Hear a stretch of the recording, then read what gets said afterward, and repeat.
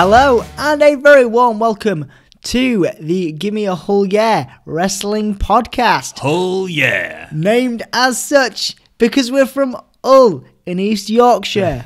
City of culture and that. And obviously Stone Cold's famous line. There's no way they're going to get that, mate. Really? No way they're going to get that. I'm sure if they found this channel, they will get that. I fucking hope so.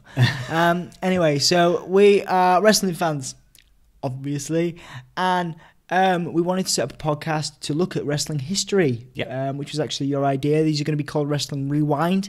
We're going to start off with our first episode on WrestleMania 1, which will be Friday. Looking at guys like Roddy Piper, Hulk Hogan, Andre the Giant, Barry Windham, US Express, tag team, all that kind of stuff. And we're going to sort of break it down for you, look at a little bit of history of the matches and the characters behind them. And then we're going to build something, building from the first WrestleMania onwards. So each pay-per-view is going to be a new episode, and it's going to go into depth about it, and also give our opinions on both how wrestling's changed, what the event was like, and things like that. Yeah, and obviously we can't really do these things without you guys. We appreciate there's a lot of cool stuff on YouTube, a lot of cool content out there. We're just two guys, and we're just trying to do something that we're passionate about. And obviously, a lot of you guys watching probably have your own series or are probably interested in it. You know, we're doing it. Anybody can do it, but we can't make this exist without your support. So any feedback we can get from you guys on how to improve or how to make it better, more entertaining, more dick jokes, whatever you want to see, we can do that. That's really important to us. So also, support us by following us on Facebook, Gimme a Hull Yeah. Twitter, Gimme a Hull Yeah. Gimme a Hull Yeah. If you want to support us financially, there's no obligation to. We can do unless you're Vince McMahon. If you're Vince McMahon, we're using head your on network. over to the Patreon. We're using your network, mate, to do all of our shit. Give us your cash. So unless you're Vince, you don't have to, but it'd be nice. We got some killer t-shirts coming. Not actually killer t-shirts. If you support us, we've got t-shirts, we've got mugs. Can I have a mug? Please. Stickers. So nice stickers. Let's just talk a little bit about ourselves and our history with wrestling. So tell us about your history. I know you already, mate, but we'll do a little bit. We'll do a little bit of background on Anthony Neylon. Wrestling for me it's been a constant in my life. The one constant. You grow up and you like football and all these different things come into your life and out of it. But wrestling, well, I never liked football. I was a Hull City fan for my sins. But yeah, wrestling was always there. Always there for me, man. Guys like Bret Hart, X-Pac, Sean Waltman, the 1-2-3 Kid, however you want to refer to him, Razor Ramon, Scott Hall, and then obviously Roddy Piper, which we're going to be dealing with WrestleMania 1. Yeah. Great. Managers and characters like Jimmy Hart, just incredible. Entertainers, these guys are entertainers, fundamentally, and whatever you think about them in the dirt sheets, whatever you hear about in rumors, whatever, these guys are very good at what they do. Yeah. You can find anything about anyone these days, can't you? Oh, absolutely. With internet, but basically, we're really passionate about seeing how characters have evolved and developed over time. So the reason why we're doing these rewind sessions these rewind videos for you guys is just a look at how character development has progressed and how the WWE has developed and progressed over the years, and doing it all from our base in Hull, just in case City of Culture want to invest. That's something we're really passionate about, innit, man? So for me, back in the day, guys like Roddy Piper, Sean Waltman, and then obviously like Mick Foley in the Attitude Era, huge inspiration. It's funny how these characters, I think the reason why these characters are so popular is just because you underestimate the value of a good story. When going slightly more, I guess, present day in the Attitude Era, when Mankind won the title, I cried, man. I was so emotionally invested in that shit. You know what I mean? Yeah. So, and the WWE has those moments all the time, and we're going to be looking at some of those from the past, and I'd be interested to know as well if anybody actually watches this. Hopefully there will be some people, maybe 2 or 3.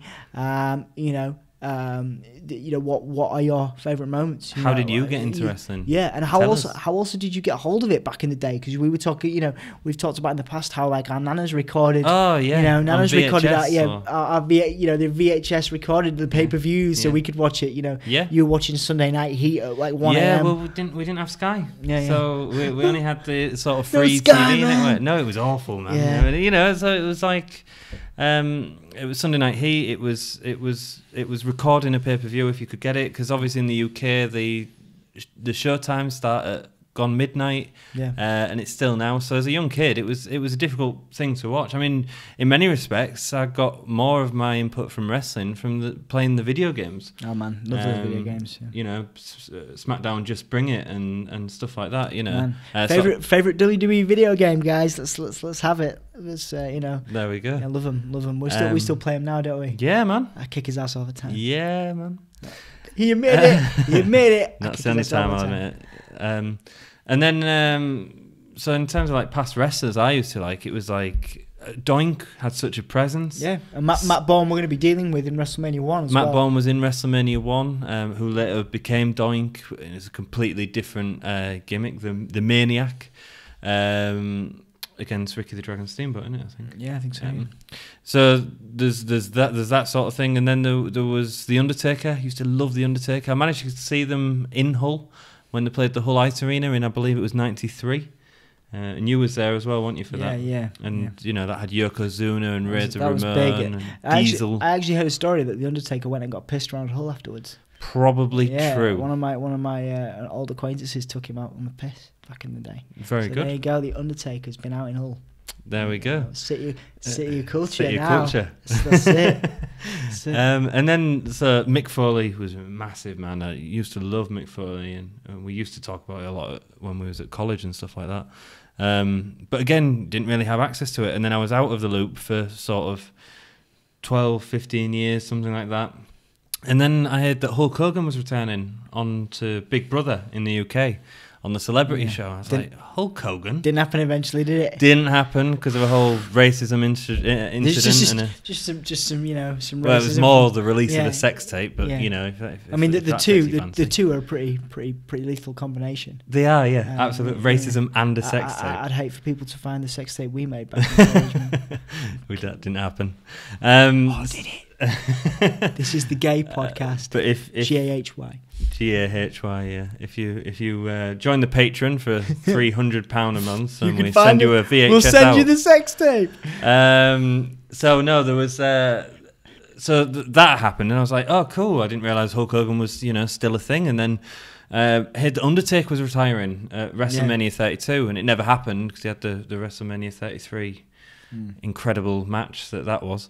But the one against Shane McMahon, I heard that was going to be the last. I was like, well, it'd be cool to sort of watch how this person I'd watched a bit as a kid has sort of grown up in 20 years' time, and see how that plays out. I was really interested for it. And so, new wrestlers, I like Nakamura. Oh, man, and then NXT guys like Aleister Black are really great, absolutely. Finn Balor is great. And the women, fantastic.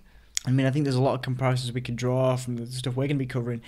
Guys like Tito Santana, Roddy Piper, very similar. There's a lot of like a Sami Zayn type character today. There's a lot of so while we're going to be looking at the past and the early WrestleManias, early pay-per-views, we can draw characters. We can draw references to characters in present day because we do still love wrestling. And obviously, if you guys have any thoughts on the subjects we're dealing with, we'd love to hear from you because we're nothing without you guys anyway. So that's amazing. I think there's a lot of parallels we can draw. I'm really excited about looking at that. It's going to be great. Give me a whole yeah. Whole yeah. Whole yeah. All right. Keep it gay, everyone.